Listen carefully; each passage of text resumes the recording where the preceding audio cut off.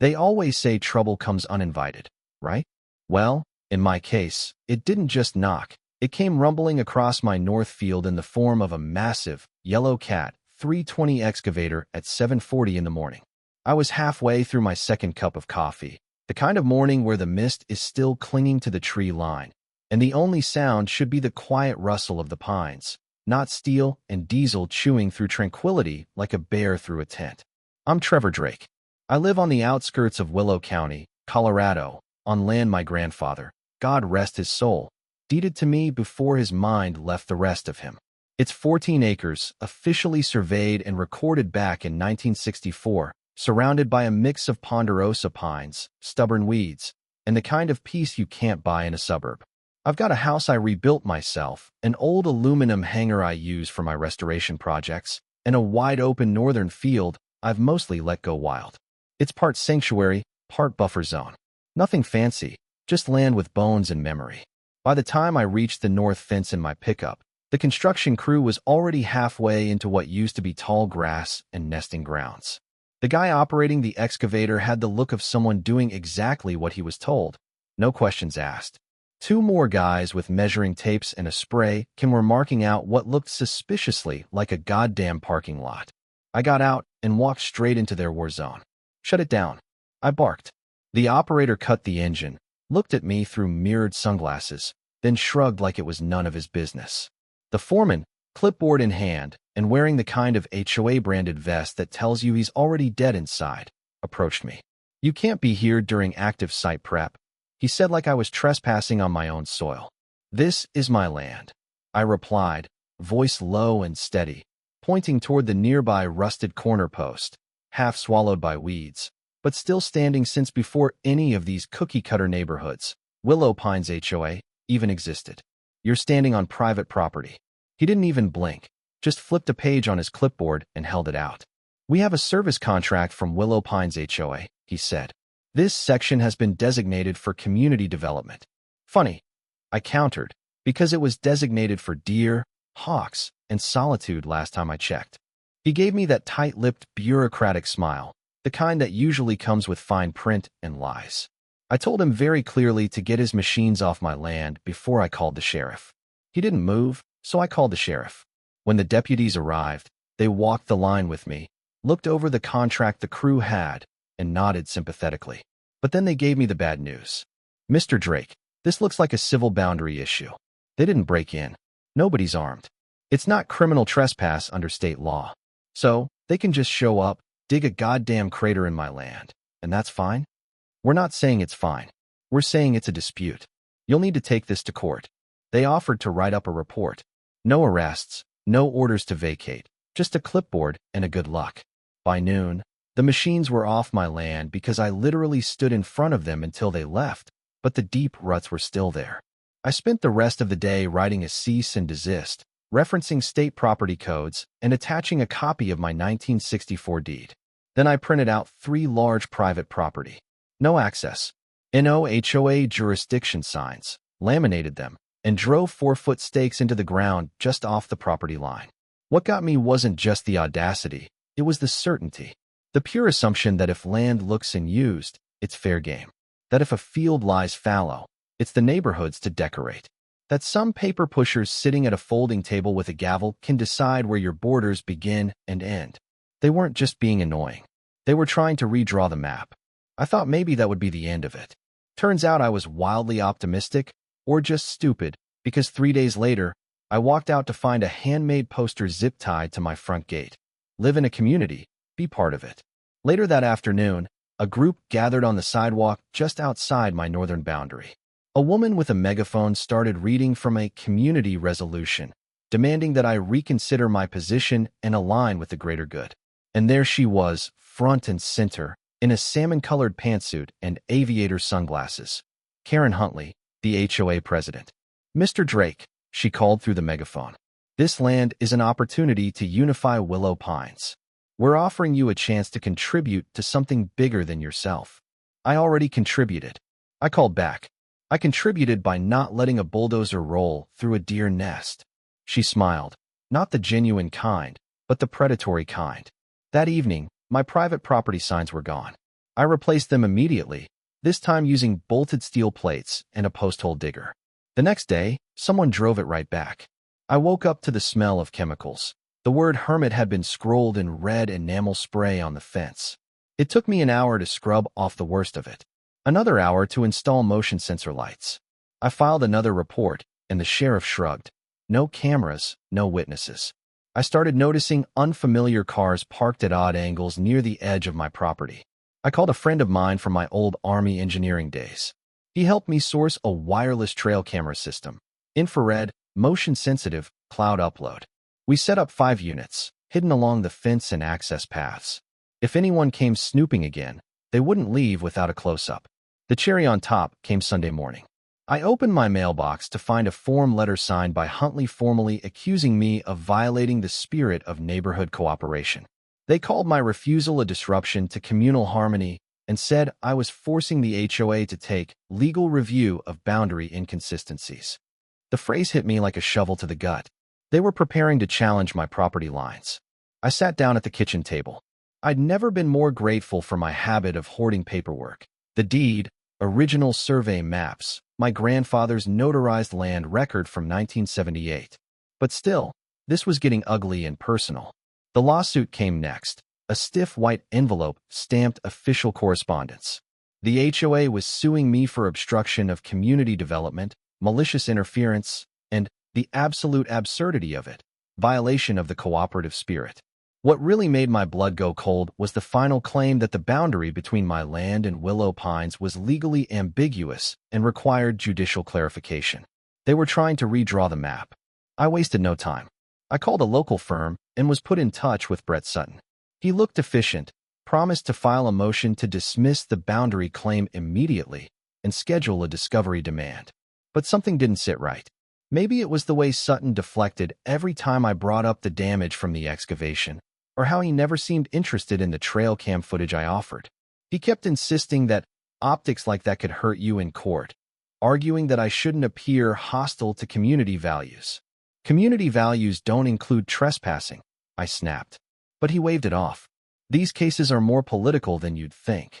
Then the court issued a temporary injunction, preventing me from interfering with their construction. In other words, I couldn't stop them from continuing to pour concrete on my land. Sutton claimed it was just a procedural hiccup.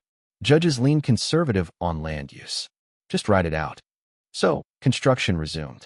I watched them bring in concrete markers, dig a trench right across the nesting ground, and post a community sign, Future Willow Pines Pavilion. A place for us all. I felt like I was being buried under the weight of my own silence. My grandfather's legacy actively desecrated while my own lawyer told me to wait. I started doing some digging of my own. One night, sitting with a bottle of scotch and a suspicion, I pulled up the HOA's public records. That's when I found Brett Sutton's name. Not once, not twice, 3 times, listed as consulting legal advisor for HOA land acquisition strategy. All before he'd ever agreed to represent me. The next morning, I marched into his office, threw the printed screenshots on his desk, and asked him to explain. He didn't deny it, just leaned back, steepled his fingers, and gave me the kind of smile that usually comes with a knife between the ribs. Technically, I'm not on retainer with them anymore. I know Karen personally. This is a small town, Mr. Drake. I hired you to defend me against them, I said, my voice shaking slightly, betraying the sheer violation I felt. And I did, he countered smoothly, within the confines of professional boundaries. You still have representation, don't you? I walked out without another word. The rage wasn't hot. It was cold and surgical. By noon, I'd fired Sutton and filed a complaint with the state bar. By 2 p.m., I was in touch with a new lawyer, Danielle Rowe, recommended by an old Army buddy whose ranch had gone through a similar ordeal up north. Danielle didn't smile much. Classic sabotage, she said, scanning the case file. He delayed your filings and avoided pressing counterclaims. He was setting you up to lose. They're not just trying to take your land. They're trying to make an example out of you. I nodded slowly. Well, I said, then let's make one out of them instead. If there's one thing the Army teaches you, it's that when you're surrounded, you don't wait for permission to return fire. Sutton had tried to throw me to the wolves. Karen and her minions were already pouring concrete. I was done playing defense. First stop was the State Cadastral Archive. Buried in one of those dusty folders was my silver bullet, a 1964 certified boundary map, stamped and sealed by the county land assessor, showing unambiguously that the northern field was and always had been part of my parcel. Mine. Next, I hired a private land surveyor, Leslie Grant, mid-40s, tough as chain link. Leslie ran a full 3D mapping of the property, confirming the 1964 deed. "This is solid," she told me. "You've got historical continuity, registered survey data, and current GIS confirmation. If they claim ambiguity, they're lying." But apparently, it wasn't music to everyone's ears, because a few days later, Leslie texted me late at night. "I got a visit," she said. "From Karen Huntley." We met the next day. She slid a recorder across the table. "I got a visit," she said.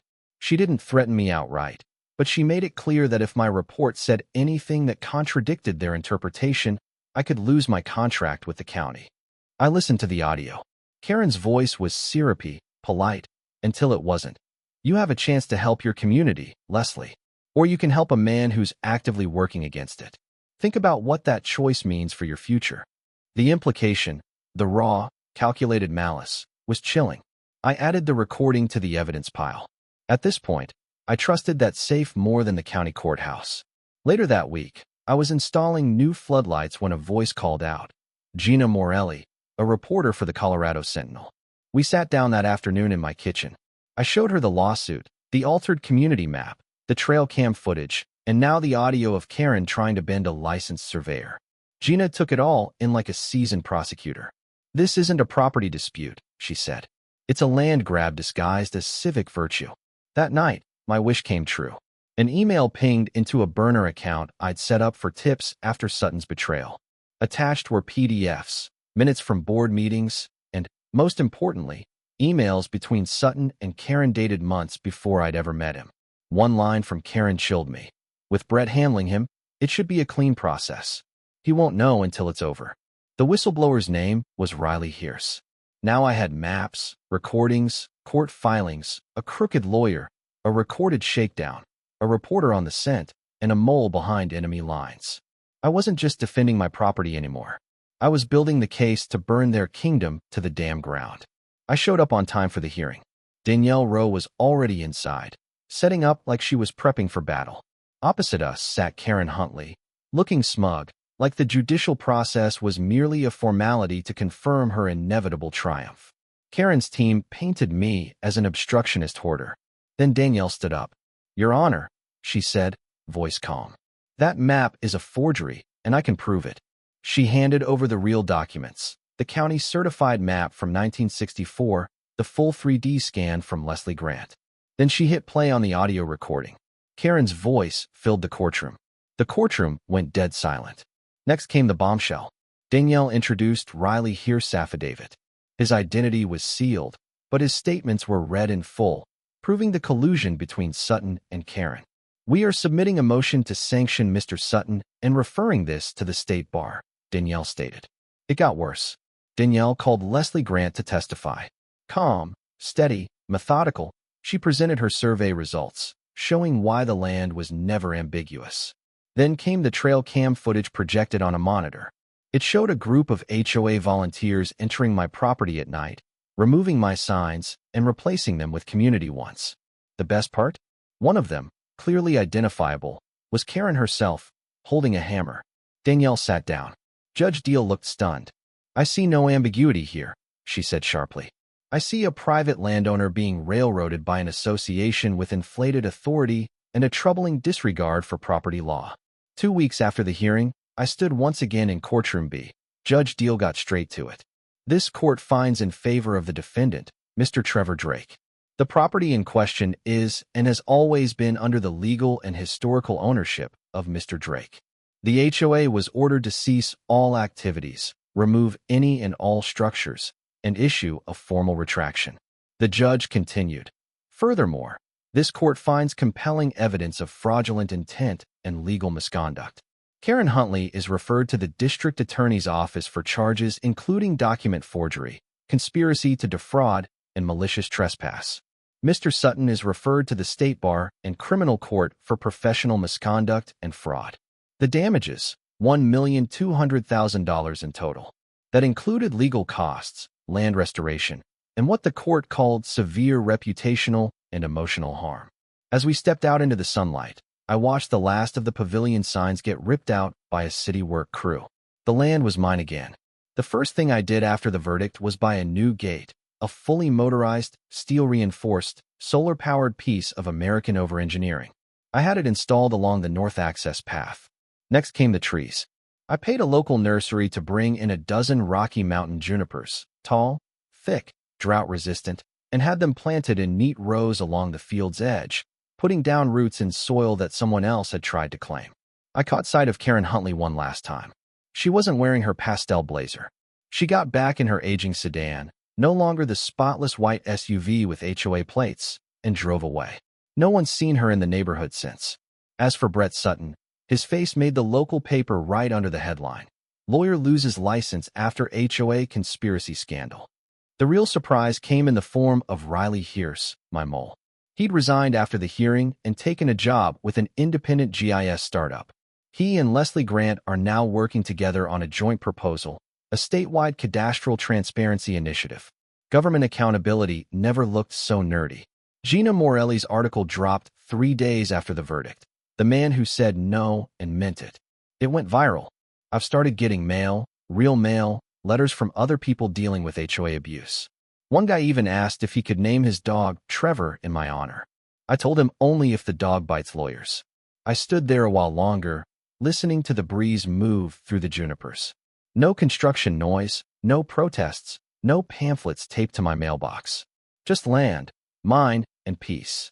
Hard-earned, but real. Tell me, what's the worst thing an HOA has ever tried to build on your land? Drop a comment below. Hit the like button if you believe historic property deeds should always trump HOA bylaws, and subscribe if you want to see how we protect the land we call home.